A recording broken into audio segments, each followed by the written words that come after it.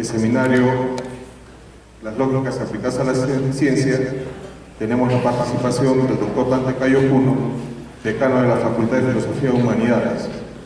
El doctor es profesor titular de Lingüística Distribucional y Generativa Transformacional en la Universidad Nacional de San Agustín.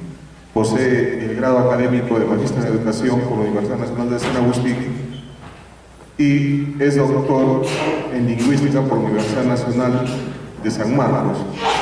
Tiene una serie de libros y artículos publicados en literatura. Sus líneas de investigación están dedicadas al estudio de las ciencias del lenguaje en general, de la lingüística generativa y transformacional en particular y de la lingüística en contacto y en concreto. Ha publicado Lenguaje y Redacción en 1995, Ortografía Española en el año 2000, 3 paradigmas gramaticales en el 2002, Boletín Titicaca de edición similar, Metodología de la Investigación en el año 2015 y a la vez ha concluido varias investigaciones. Recibámoslo con un fuerte aplauso porque hoy nos hablará sobre lógica y lingüística. Muy bien, señor director de la Escuela de Filosofía, doctor Julián Flores, distinguidos colegas de la docencia universitaria, de la facultad, jóvenes de la Escuela de Filosofía y de otras especialidades de nuestra facultad. Hemos sido invitados y agradezco al señor director de la escuela para hablar sobre las relaciones entre la lingüística y la lógica, o la lógica y la lingüística. Nosotros somos especialistas en gramática generativa, sin embargo, la lógica da un soporte fundamental no solo a la lingüística, sino también a todas las ciencias. Sabemos por Mario Bunge que las ciencias tienen una taxonomía para algunos discutible, pero dentro de la clasificación general que todos ustedes conocen, más que nosotros, hablamos de las ciencias formales y las ciencias fácticas. Y dentro de las ciencias formales, ustedes trabajan con, en primer lugar, con la lógica y también con la matemática. Y dentro de las ciencias factuales, ahí ubicamos a las ciencias humanas. Entonces esto puede ser discutible al final. Para eso estamos en este auditorio, para conversar. En primer lugar, las ciencias humanas, hablamos de la lingüística, de la literatura, también la filosofía, y ahí viene la discusión, las bellas artes, ¿no?, y la filología, las ciencias humanas. ¿Y por qué estas son ciencias humanas? Porque tienen como objeto de estudio al ser humano. En el caso de la lingüística, el objeto de estudio de la lingüística es el lenguaje. En el caso de las bellas artes, el arte en general, puede ser la pintura, la música, etc. Y la literatura, la expresión de la belleza a través de la palabra. Y aquí viene el debate, si la filosofía es una ciencia autónoma o la filosofía forma parte de las ciencias humanas en general. De eso tendríamos que conversar al final. ¿Y qué pasa con la lógica? La lógica es una ciencia formal. Es una ciencia formal. Yo al preparar esta ponencia me he hecho varias preguntas. ¿Desde cuándo se dan las relaciones entre la lógica y la lingüística? Si miren, estamos hablando de Platón, de Aristóteles, muchísimos siglos de años. Y la lingüística aparece recién como ciencia, la lingüística aparece a inicios del siglo XX con la publicación del libro del gran maestro ginebrino Ferdinand de Saussure. Sin embargo, los filósofos, su trabajo cotidiano siempre ha estado en relación al lenguaje. Entonces, si vemos estas situaciones, la pregunta tiene que responderse en este momento, ¿desde cuándo existen estas relaciones? Para eso vamos a seguir lógica y lingüística. Según la 23ª edición del diccionario de la Real Academia de la Lengua Española, La lógica es una ciencia que expone las leyes, modos y formas de las proposiciones en relación con su verdad o falsedad, ¿no? En segundo lugar, la misma academia dice que la lógica formal o matemática opera utilizando un lenguaje simbólico abstracto para representar la estructura básica de un sistema. Y la lógica natural, donde quizás nosotros podamos conversar, tiene que ver con la disposición natural de los seres humanos para pensar de forma coherente. Miren, si entendemos esta definición de la academia, aquí hay mucho que hablar.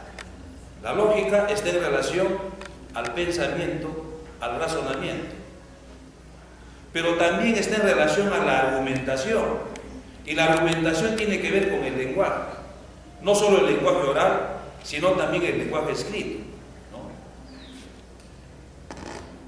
Entonces, ¿de qué trata la lógica? ¿Qué estamos aprendiendo en lógica?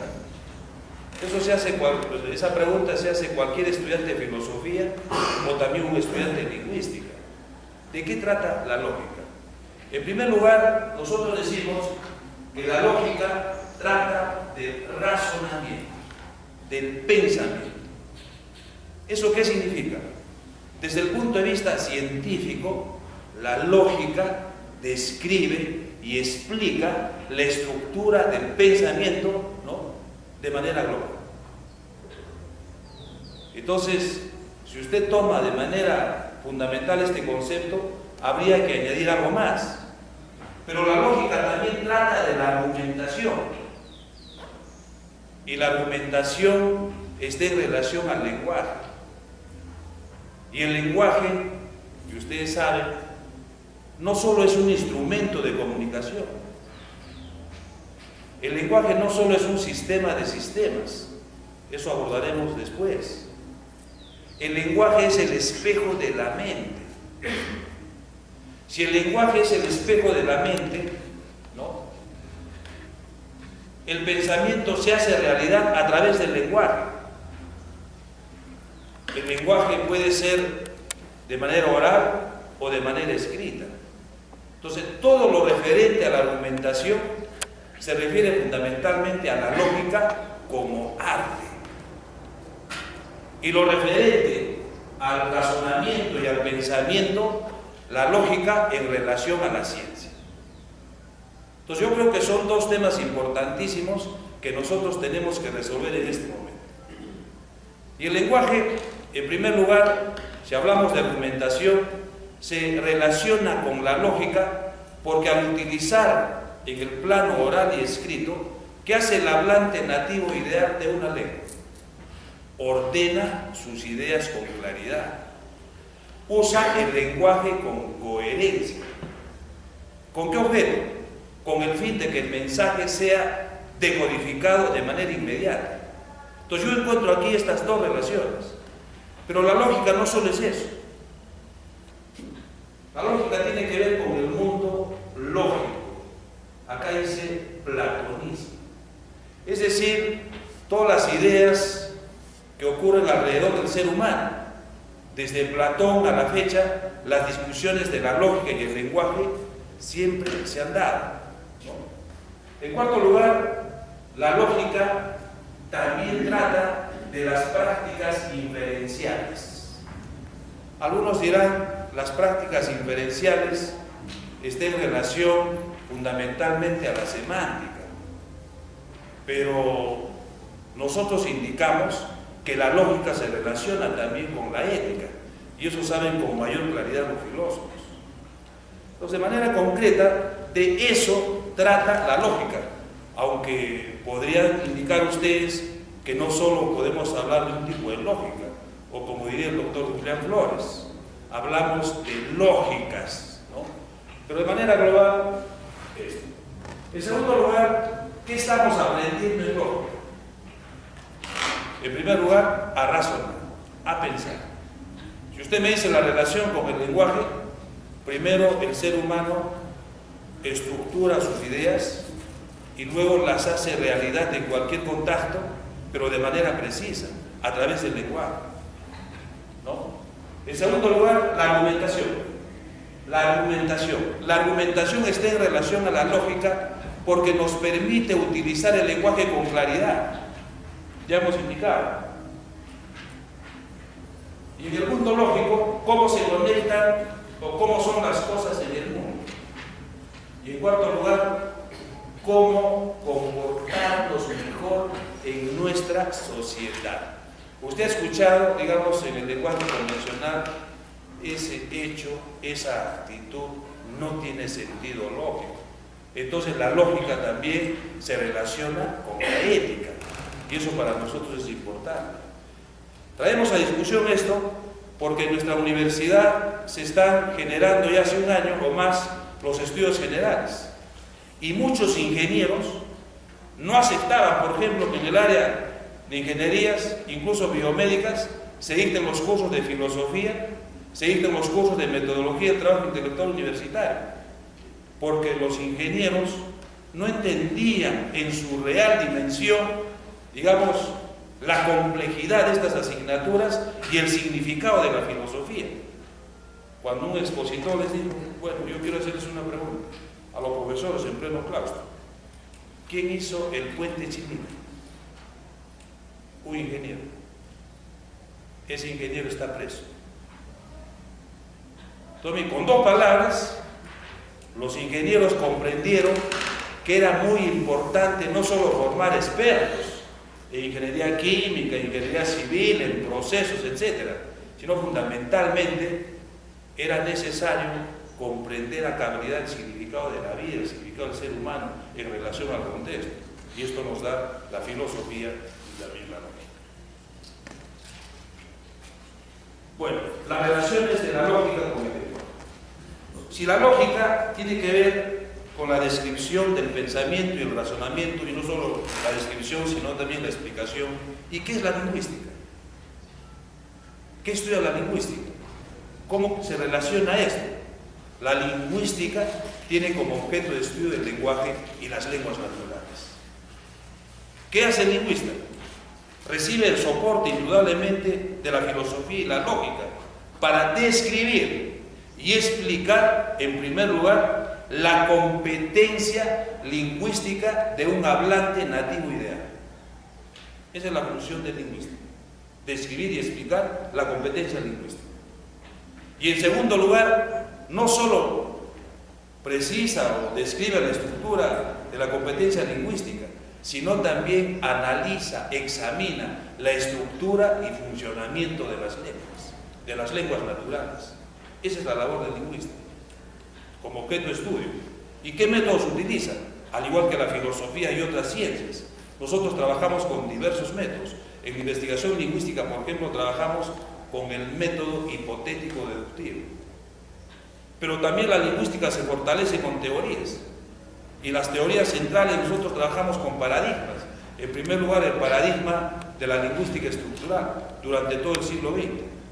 Luego el paradigma de la lingüística generativa a finales del siglo XX. Y hoy estamos trabajando con el paradigma de la pragmática. Miren, estas preocupaciones de la lingüística se relacionan con la filosofía del lenguaje, porque ustedes han leído a Wittgenstein, ¿no?, en la primera época y en la segunda. En la primera, cuando describe y explica la estructura del lenguaje, simplemente este filósofo trataba de examinar el lenguaje de manera aislada. Pero en la segunda época, el lenguaje ya en relación al contexto, el lenguaje como acto de habla.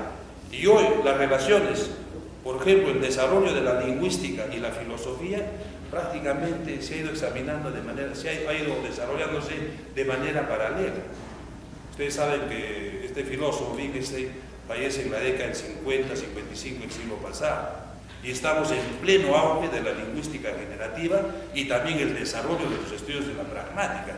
Entonces, los filósofos siempre han estado preocupados por la estructura y funcionamiento del lenguaje, al igual que los lingüistas. Nosotros decimos, si la lingüística tiene como objeto de estudio el lenguaje, en primer lugar, el lenguaje es un fenómeno eminentemente humano. Esto al final, para discutir, no hay mucho que hablar. Edward Said. En segundo lugar, el lenguaje es un sistema de reglas. Acá viene el sistema de abstracción, el sistema de signos que plantea también la lógica y que también lo hace la lingüística generativa. Yo les he preguntado varias veces a mis alumnos, ¿usted ha tenido profesor de gramática a los 18 meses? ¿Cómo puede ser posible que el hombre es capaz de producir una cantidad ilimitada de frases que incluso nunca ha oído? Y esto se hace, según Noam Chomsky, a través de un sistema de reglas. A un sistema de reglas. La primera regla: toda oración es igual a un sintagma nominal más un sintagma verbal. Eso es una abstracción. Pero ¿cómo se explica esto?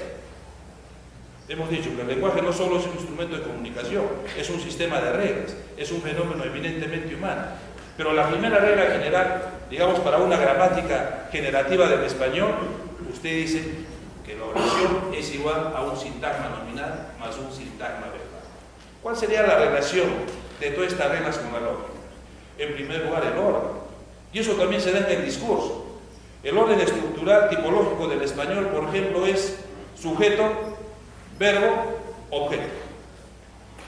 No puede ser a la inversa. En las lenguas aglutinantes la estructura cambia. Primero es el sujeto, después es el objeto y al final es el verbo. Pero en lenguas romances, incluso en lenguas anglosajonas, tenemos este orden.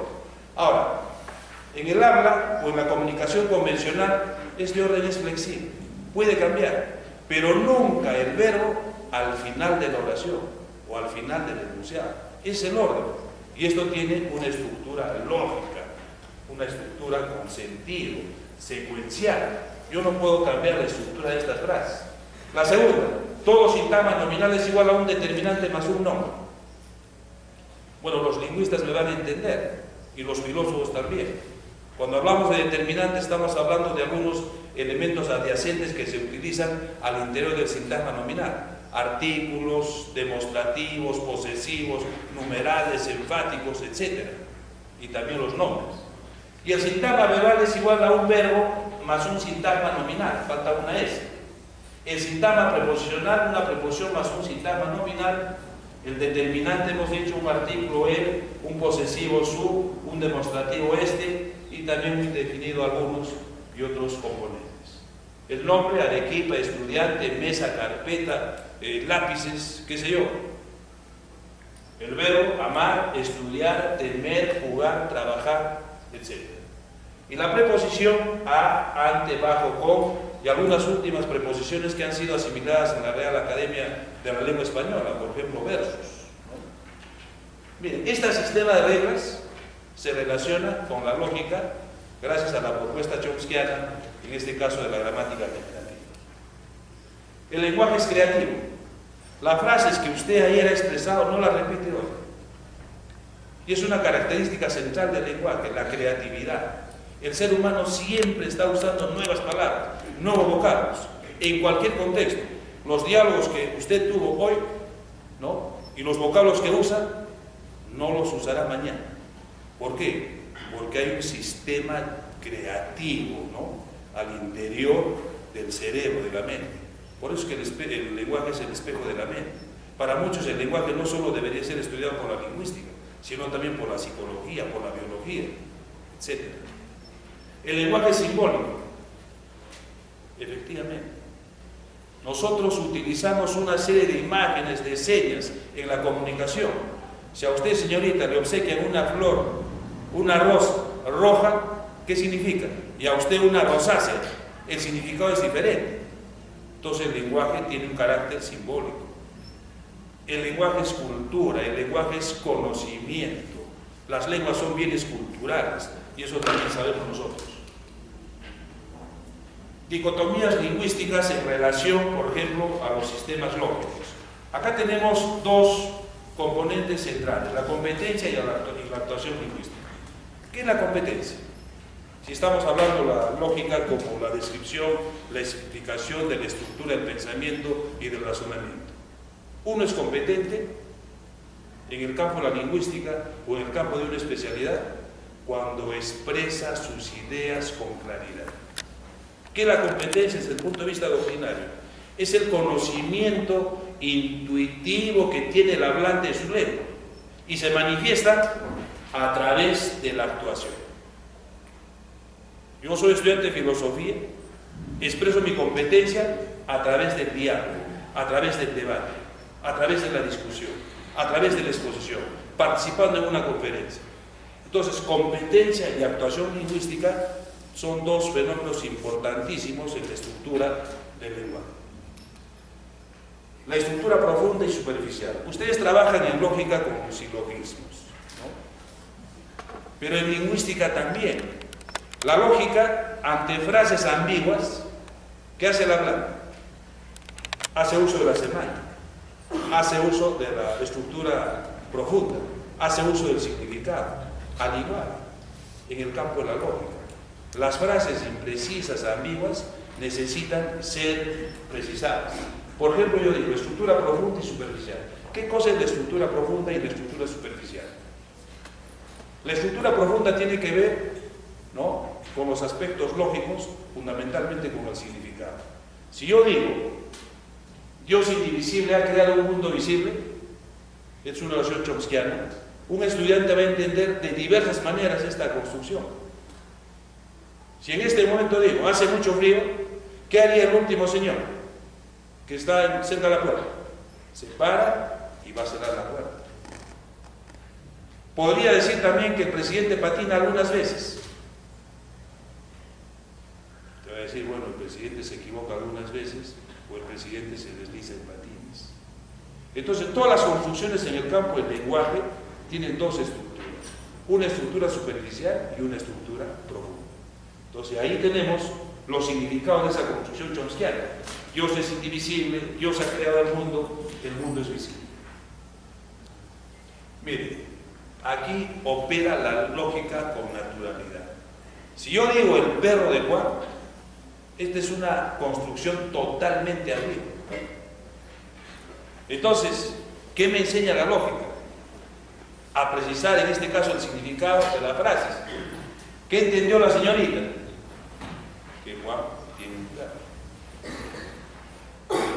¿Qué observa el Señor? Que Juan es un perro. Podemos encontrarnos en el discurso, tanto oral como escrito, con frases de esta naturaleza. Entonces la lógica también nos enseña a aclarar, a precisar, a determinar el significado de este tipo de construcciones. Gramaticalidad y agramaticalidad. Esos alumnos son estudiosos. ¿Qué significa la gramaticalidad? ¿No? Utilizar las oraciones respetando las normas de la gramática. Expresar las ideas, los conceptos según las normas de la gramática. Gramaticalidad. Ordene sus ideas con claridad. Nosotros no podemos decir estudiosos esos alumnos son, porque esa oración ya es agramatical. ¿Por qué es agramatical? No respeta las reglas de la gramática, en este caso el español. ¿Cuál es el orden lógico? En el español hemos dicho sujeto, verbo, objeto. Esa es la estructura. Ahora, ¿esto puede cambiar? Sí, por una característica del español es la flexibilidad, pero nunca con un significado el verbo al final de la oración. Pero yo puedo decir también el gato asustó a la montaña. Usted me dice, tiene sentido, tiene orden. El gato sujeto, asustó verbo, a la montaña objeto. Pero esta oración es aceptable. No tiene aceptabilidad. Dice, ¿cómo el gato puede asustar a la montaña? En la lingüística anterior se podía examinar este tipo de oraciones porque nunca se interesaron por la lógica y también por la semántica, por el significado. Hoy este tipo de frases ameritan un análisis. ¿Qué haría el profesor de lengua española en la gramática tradicional? Lo que haría es, el gato es el núcleo, asustó es el verbo y a la montaña es el complemento. ¿Pero de qué me sirve ese tipo de análisis? No me sirve de nada. Estamos hablando de una oración gramatical porque respeta el orden, pero no es aceptable. Y esta oración, las verdes ideas incoloras duermen furiosamente. igual, tiene un orden establecido, es gramatical, pero no es aceptable. Te va a decir, pero ¿cómo las verdes ideas incoloras van a dormir curiosamente? Frases que no tienen que no son aceptables en un determinado contexto. La función simbólica del lenguaje. Miren, cómo hacer cosas con palabras, decía Austin, ¿no? Igual nosotros en lingüística, en filosofía, usted puede trabajar con palabras, con frases, sin saber qué tipo de palabras, qué tipo de signos, qué tipo de formas son. Pero en el caso de la lingüística nosotros sí, estudiamos la estructura interna de las lenguas, sabemos su estructura, pero cuando usted emite un discurso, no dice que voy a hablar utilizando verbos, conectores, sustantivos, adjetivos, no le preocupa. Lo que le preocupa es el sentido, le preocupa el significado. El funcionamiento, la estructura interna es preocupación del lingüista, del gramático. ¿Cómo se da la representación con la función simbólica del lenguaje? Miren las palabras. Usted dice, ¿qué son? ¿De qué tipo de palabras estamos hablando? ¿Qué son? Carpetas, mesas, maestros, estudiantes. Estamos hablando de los nombres. ¿Qué son? ¿Cómo son? Vamos a indicar las características, las cualidades. ¿De qué tipo de palabras estamos hablando? De los adjetivos. ¿Cómo son? Son agradables, son buenos, son estudiosos, son responsables, etc. Y la otra, ¿qué hacen? ¿Qué hacen las palabras? Estudian, trabajan, leen, aman, ustedes que están amando intensamente en este momento, corren. Miren, ¿qué hacen? Los verbos. ¿Y cómo hacen aquello que hacen? ¿Dónde lo hacen? ¿Arriba, abajo, ahí, aquí? Trabajamos con los adverbios. Así es la representación simbólica del lenguaje, la estructura del lenguaje. Pero no basta estas palabras, ¿no? Hay una situación de conectores lógicos, que eso vamos a ver después. Clasificación de las palabras. Hay palabras claras, llenas, vacías. ¿Cuáles son las palabras llenas? Verbos, adjetivos, ¿no? Nombres y también los adverbios. Y hay palabras vacías, que aisladamente no tienen sentido. Estamos trabajando con las conjunciones, las preposiciones, los artículos, la interjección, etc. En el primer caso, las palabras conceptuales, ¿no?, dentro de la función comunicativa del lenguaje, tienen significado pleno. Mire, yo digo carpeta, color plomo, 4 patas, etc. Decimos amor, y usted se va a recordar en este momento todos los amores. ¿Por qué? Porque este tipo de palabras tienen carácter referencial, son palabras conceptuales. Pero hay otras palabras vacías. A ver, piense en la conjunción y. Aisladamente, ¿qué significa esa conjunción? O la preposición de. No tienen significado de manera aislada, son palabras vacías. Este tipo de palabras tienen valor, tienen coherencia en el discurso. Si yo digo la casa de madera, omito la preposición de, esa frase no tendría sentido. ¿Qué diría? La casa madera, y ese vocablo no existe. Entonces, aisladamente no tienen valor, pero en el discurso sí. Son palabras importantísimas. Ahí tenemos las palabras llenas según su frecuencia, originan una base discursiva. El sustantivo, función referencial o informativa. El adjetivo, función modificadora, adyacente, describe, explica, caracteriza, determina, etc. El verbo, la función de acciones, pero no solo acciones. Los verbos atributivos ser, estar y parecer no solo expresan acciones, sino también indican cualidades. Cualidades, ¿no? Cualidades temporales o cualidades finales. Los verbos ser, estar y parecer. Y el adverbio, la función de espacio, tiempo, modo, etc. Y ahí tenemos los conectores lógicos. Nosotros hablamos de conjunciones, son palabras de coordinación. Nosotros en el discurso utilizamos una serie de conectores, porque lo contrario, el discurso no tendría sentido. En primer lugar tenemos, por ejemplo, los conectores de causa, ¿no? Causa y efecto de un hecho. ¿Por qué? ¿No? Ya que, así que, etc. Consecuencia. Ahí tienen un listado de consecuencias en el discurso, por consiguiente, en consecuencia, en conclusión. Contraste. Acá estamos trabajando con todas las conclusiones adversativas. Hay oposición absoluta y oposición relativa. Yo les preguntaría en este momento, ¿qué palabras expresan oposición relativa en el discurso? ¿Y qué palabras expresan oposición absoluta en el discurso? Oposición relativa, por ejemplo, tendríamos pero. Y la oposición absoluta en algunos casos, sin embargo. Entonces, mientras las primeras trabajan en oraciones de menor extensión, las segundas en construcciones de mayor extensión. Ahí tienen de concesión, adición, reiteración, orden, énfasis, secuencia, ejemplificación, conclusión, y las disyuntivas y las copulativas o las aditivas, que también se utilizan con mucha claridad en el lenguaje. Muy bien. Yo quisiera terminar como sigue.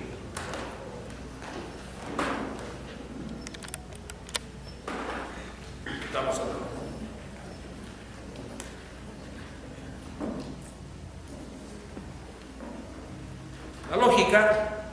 La lógica es la ciencia y el arte del pensamiento en general. Su objetivo es estudiar el pensamiento y el razonamiento humano. Esta es su parte científica. Y la acción de pensar, de argumentar, es la lógica como arte. Entonces, la lógica como ciencia describe y explica la estructura del pensamiento en general. Y la lógica como arte tiene que ver con la argumentación, tiene que ver con el lenguaje. ¿Eso qué significa? Que el lenguaje oral o escrito debe utilizarse con orden, con claridad, evitando todo tipo de vaguedad. Entonces, ¿cuáles serían en conclusión las relaciones de la lógica con la lingüística? Yo creo que la lógica no solo da soporte a la descripción y explicación del lenguaje, sino la lógica es fundamental en el desarrollo de todas las ciencias. Y eso es importante para nosotros. Muchísimas gracias.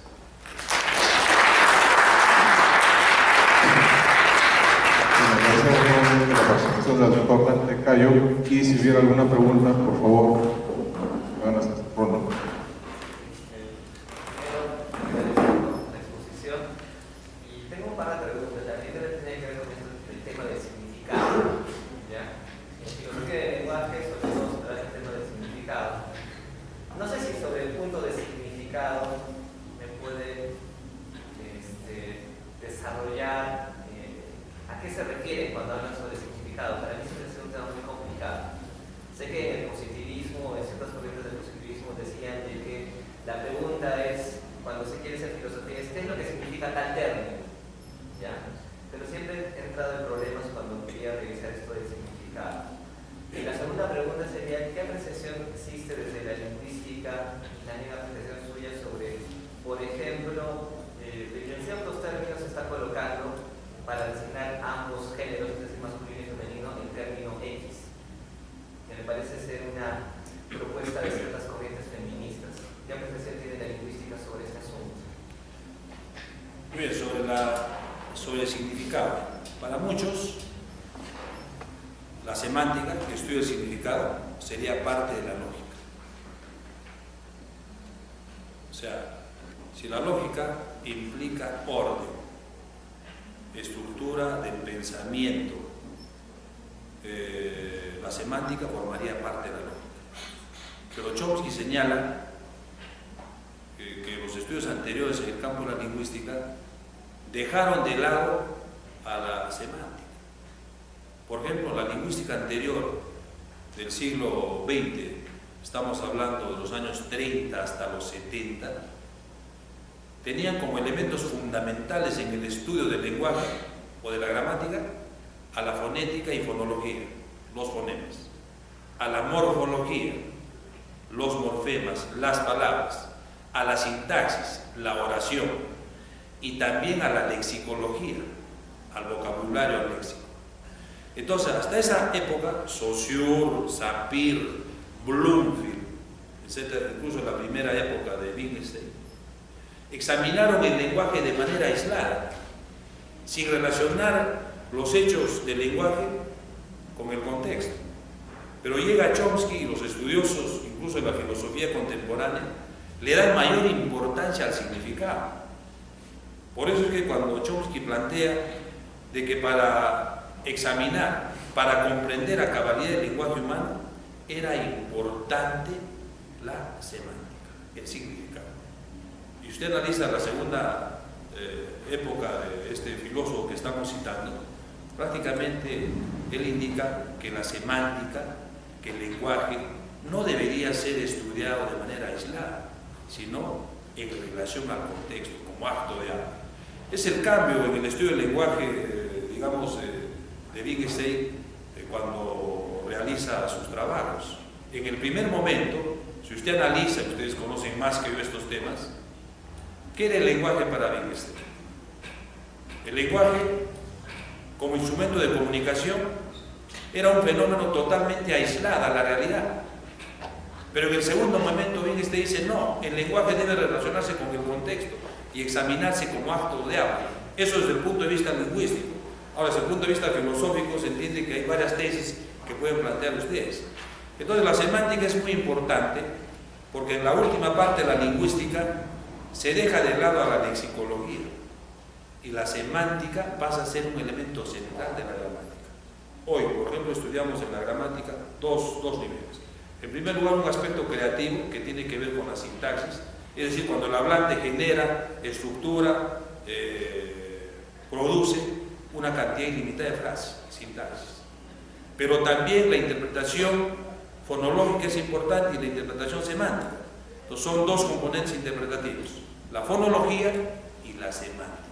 Y alguien me preguntó, ¿y qué pasa con la morfología? La morfología es un elemento implícito que está al interior de la sintaxis.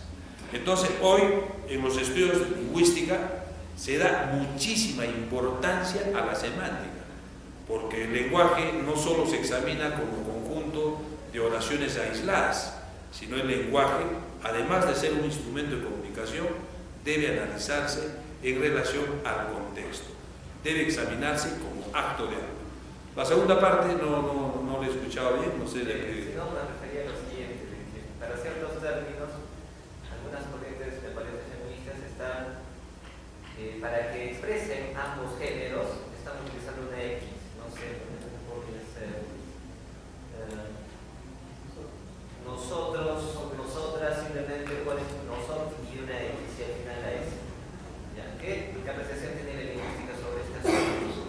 Bueno, hay dos criterios. Hay un criterio, por ejemplo, nosotros no es que seamos normativos, apegados a las normas de la academia, pero se respeta el uso. En ese caso, yo creo que en el campo del Internet, de las comunicaciones, se está utilizando el lenguaje para algunos de manera, digamos, muy concreta, pero la recomendación es, como estudiantes de filosofía, como estudiosos de las ciencias humanas, deberíamos respetar la estructura del lenguaje, no solo desde el punto de vista normativo, sino también desde el punto de vista reflexivo. Ahora, hay muchas cosas que se dicen en Internet. Las fronteras se han abierto totalmente. Yo le respondería con Casani. No está mal que se cambien, digamos, algunos tipos de uso en la lengua española, pero se recomienda respetar las normas. Gracias. Muy bien, ¿alguna otra pregunta?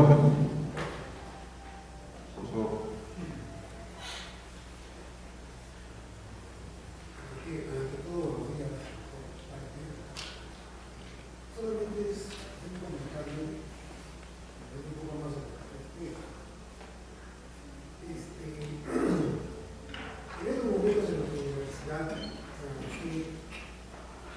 hay un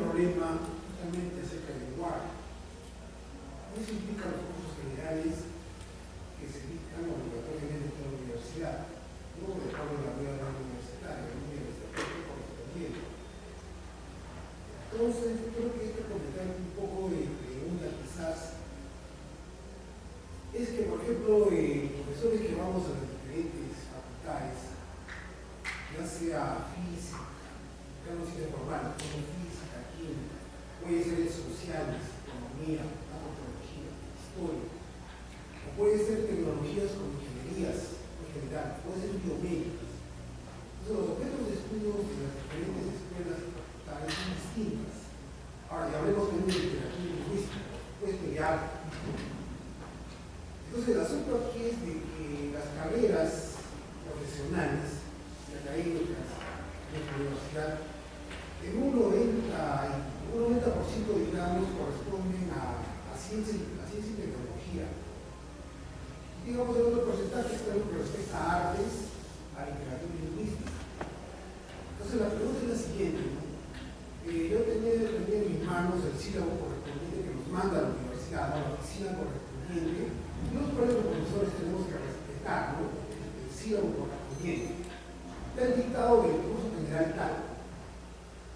Entonces, el punto es, por ejemplo, la metodología del trabajo intelectual universitario, sea en matemática, ingeniería o en filosofía, o sea, hay una total confusión justamente respecto al lenguaje. Entonces, el asunto de acá es, usted ha mencionado, y hablamos de literatura lingüística, ha mencionado que para mí corresponde al mundo del lenguaje, también corriente, el lenguaje natural. El lenguaje de carácter educativo, de conceptos, que nosotros nos comunicamos diariamente. Pero el asunto es, en las diferentes facultades y escuelas como matemática, física y química, es el alumno me trae un libro de decirse más que de física y me lo pone en el pupitre y me dice, profesor, usted que está dictando estas, digamos, este plan que está en el sílabo, pues con esos elementos yo quisiera que usted me dé un ejemplo de cómo interpretar y estudiar este texto. Y es decir, concretamente este tema. Entonces, el asunto va por ahí. Entonces ya no es un lenguaje natural común y corriente, sino es un lenguaje como de la física. Espacio, tiempo, movimiento, son leyes, principios, ¿no? Y ellos quieren estudiar eso. Y lo mismo pasa en todo lo que es ingeniería, en los sociales también. Entonces, si yo como profesor voy, ¿no?, digamos, con las armas, los instrumentos del lenguaje, del análisis lingüístico, científico, por supuesto, del lenguaje natural, es insuficiente para que uno comprenda eso que me está pidiendo. Entonces, tenemos un gran problema en este momento. Ahora, para no alargar esto, yo creo, se ha mencionado, ¿no?, creo que en la universidad tenemos que tener claro, por un lado, que tenemos un mundo de la racionalidad en el cual tenemos un lenguaje filosófico que tiene un carácter racional, sea especulativo o no, tiene un carácter racional. Tenemos un lenguaje científico y un lenguaje tecnológico. Todos tienen un carácter típicamente racional. Pero en el otro lado tenemos el mundo del lenguaje en relación a la irracionalidad o la subjetividad. Y cuando digo irracionalidad no es porque esa no tenga ningún valor, simplemente porque tiene un carácter subjetivo y se aprecia a muchas interpretaciones. Entonces, aquí digamos un poco, ¿no?, es el comentario de decir un poco a mí de esto también, para ser más claros, con respecto a los sílabos y planes de estudio del siguiente año, ¿no? Un poco aportando aquí es de que creo que debemos distinguir claramente entre el lenguaje racional y el no objetivo y el otro tipo de lenguaje. Ahora, el lenguaje racional objetivo siempre tiene elementos lingüísticos que vienen del lenguaje natural, no lo podemos evitar. Y justamente ahí viene la lógica. La lógica, al tener un carácter universal, justamente nos permite ser totalmente objetivos en esos tipos de lenguajes racionales. Y también la lógica, lo sabemos, se utiliza en el campo del lenguaje natural, de la comunicación, ¿no?, normal y diaria, no ordinaria, pero tiene otros elementos. Y lo que usted mencionó, Frank de Schulz, hablamos de Shafir, hablamos de unos autores de lingüística muy grandes, pero ellos casi siempre se refieren al otro lado, ¿no? Y lo que referimos nosotros es este lado, ¿no?, este lado de acá. Sabemos que la semiología, sobre todo, es un campo interesante en el campo del lenguaje natural, pero para lo que hacemos el lenguaje racional, porque todo viene de la semiótica. Semiótica de la ciencia, semiótica de la filosofía, semiótica de la tecnología. Y entonces creo que es un pedido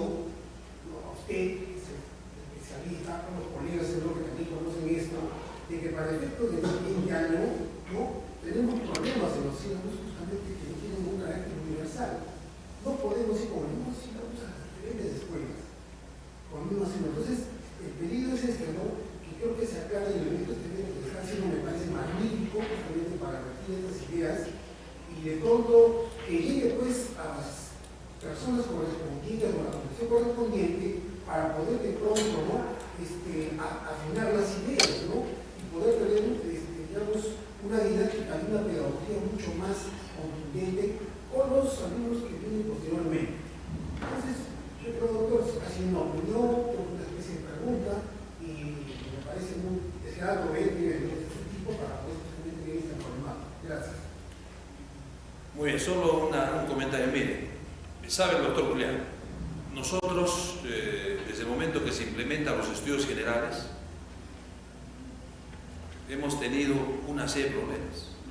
Los cursos, por ejemplo, de metodología del trabajo intelectual universitario, ya pasaron a la facultad del Departamento de Educación. El curso de comunicación integral, que también corresponde a nuestra facultad, quería los profesionales de ciencias de la comunicación. El caso de filosofía y otras asignaturas como metodología de investigación, etcétera, no se programaron en algunas escuelas. Y hubo un enfrentamiento contra el decano de educación, contra las autoridades de la universidad, para que se respeten los fueros de los departamentos académicos. El curso de metodología del trabajo intelectual universitario pertenece al departamento de filosofía, y ahí recibimos también el apoyo de muchos estudiantes. Y hoy estamos compartiendo, porque ya educación estuvo haciendo la distribución, y hoy estamos compartiendo. Nosotros nos hacemos cargo del área de biomédicas e ingenierías, y ellos están trabajando en el área de sociales. Ahora veo algunos añadidos, pero al final estamos en ese problema. Por el hecho de que el curso era, incluso el doctor Julián hizo la fundamentación, metodología. Ellos dijeron que esto corresponde a educación. Entonces yo creo que uno de los objetivos fundamentales de estas asignaturas, de filosofía, de metodología del trabajo intelectual universitario y de comunicación integral, es que el alumno, en primer lugar, sepa estructurar una serie de estrategias, de metodologías de aprendizaje. En segundo lugar, en el campo de la comunicación, que el alumno debería utilizar con claridad el lenguaje oral y fundamentalmente el lenguaje escrito. ¿Eso qué significa? Que todo estudiante de San Agustín debe ser capaz de emitir un discurso con claridad. Pero como bien usted lo ha señalado, el discurso científico. Nosotros elaboramos ensayos, trabajamos con monografías y luego hacemos trabajos de investigación de diversa naturaleza. Entonces el lenguaje científico es muy importante, ¿no? Por dos razones. La primera, porque el investigador presenta los resultados y en segundo lugar realiza un conjunto de sugerencias sobre los temas determinados. Y esta parte central del trabajo científico, el soporte central, no solo la lingüística, la argumentación, sino cómo se generan, cómo se ordenan los pensamientos. Y para esto es muy importante la lógica. Incluso hay una propuesta del Departamento de Filosofía y de la escuela de que el curso de lógica, ¿no?, debería dictarse en todas las escuelas profesionales, independientemente de metodología, independientemente de filosofía. Yo creo que esa debería ser nuestra aspiración. Y también los estudiantes no deberían estar al margen. Hay un grupo de estudiantes, y gracias a su apoyo, nos acercamos al rectorado para que nos respeten estos cursos. Y al final yo creo que hay un criterio de la misma autoridad de que la Facultad de Filosofía, el Departamento de Filosofía, tiene un papel importante en la formación universitaria de los estudiantes de San Agustín. Y tienen que ver también los estudiantes. Miren, acá el día de ayer y los otros días se ha mencionado de que teníamos pocos estudiantes, lo que se dijo es de 80 ingresantes a filosofía y a otras carreras de la universidad, solo se graduaban entre 3, 4, o terminaban 10, en el peor de los casos 15, pero en otras escuelas la situación es más difícil. En las escuelas de nuestra facultad mantenemos las perspectivas de desarrollo importantísimo. O sea, no vamos a tener problemas en el futuro, porque el eje central en la educación universitaria, el centro, es la filosofía y la lingüística. Y muchos han entendido así, a nivel nacional. Nuestros estudiantes egresados de filosofía, de lingüística y de artes están laborando en muchas universidades del país y también de la zona sur. Tenemos profesionales de lingüística y filosofía en San Marcos, en la Católica, en algunas universidades de Lima, etc. El campo ocupacional está muy bien distribuido. Entonces ustedes tienen que prepararse. Y dicho sea de paso, en el Cusco han creado, como sabe el profesor Pedro Casillas, han creado la Escuela de Filosofía y la Escuela de Lingüística. Y aquellos jóvenes que están estudiando filosofía en los últimos años, miren, el campo ocupacional va a cambiar. Pero si usted como filósofo, o como lingüista, o como artista, no tiene objetivos concretos, ¿cuál es nuestro campo ocupacional? Docencia superior, docencia universitaria, investigación, asesoramiento cultural. O sea, los objetivos tienen que ser claros. Los que egresan de la escuela y tienen el título profesional, tienen campo ocupacional. Entonces ya depende de nosotros, ¿no? Y le respondería en ese sentido, seguido con él. Muy bien, ¿alguna otra pregunta? Sí, yo también quería hacer como a manera de comentario, usted empezó la exposición sobre la filosofía, ¿no? Definiendo la filosofía como una ciencia, y también retratando la pregunta, participación de compañero, ¿no? En cuanto a los conceptos. Es importante, creo, hacer cierta diferencia o recordar siempre de que la filosofía en sí no es una ciencia, no podría ser una ciencia, no es susceptible de aplicarse el método científico. Sí lo define, ¿no? La RAE como doctrina, disciplina, conjunto de doctrina, etc. Y creo que es importante eso porque en la formación, ¿no? Y al egresar se debe tener lo más claro posible en diferenciar lo que es ciencia y lo que no sería. Por ejemplo, el ejemplo que puso de Noam Chomsky, ¿no? Sus postulados, si no es cierto, son revolucionarios, han aportado bastante, tiene cierta similitud con lo que el psicoanálisis tuvo en un comienzo. Algunos de ellos no son contrastables, no se les puede demostrar o no cumplen con el método científico. Entonces, si bien es cierto, son importantes, algunas de esas cosas, algunos de los postulados no caerían en esto, ¿no? En lo que es ciencia.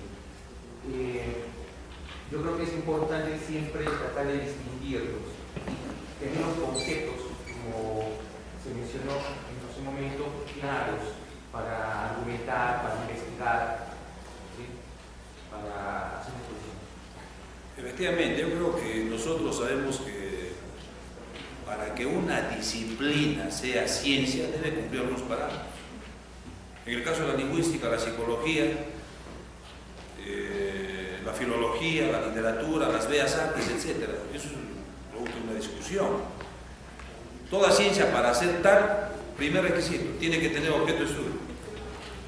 Si no tiene objeto de estudio, no es ciencia. En el caso de la lingüística, el objeto de estudio es el lenguaje. Ahora, habrá paradigmas que analizan, que examinan, que describen, que explican la estructura, la competencia lingüística. Eso es discutible. El segundo parámetro en el caso de la ciencia, debe tener teorías, modelos que sustenten el trabajo científico. Y lo tercero, métodos. La lingüística, por ejemplo, se sustenta en el método hipotético deductivo y también en el científico inductivo. Y el cuarto parámetro, las ciencias, para ser tales, deben tener fines, es decir, finalidades. Sobre eso no hay ningún tipo de inconvenientes. Ahora, en el campo de la filosofía, ustedes examinan si la filosofía es una ciencia o la filosofía no es una ciencia. Hay una clasificación, en la primera época de Bunge, yo tengo un esquema, hace la clasificación de las ciencias formales y las ciencias factuales. No tengo el libro, la cita. Las ciencias formales, la matemática y la lógica. Y las ciencias factuales, hay una serie de ciencias, las ciencias sociales, ¿no? Las ciencias humanas y las ciencias, aquí decimos biomédicas, como la biología, etc. Y eso está en discusión, son taxonomías que se plantean. En el campo de la filosofía, se entiende que ustedes tienen ideas claras sobre eso. Muy bien. Si hubiera algún comentario, que vamos a tener, me parece, la intervención del tutor. Bien, despedimos con fuertes aplausos al doctor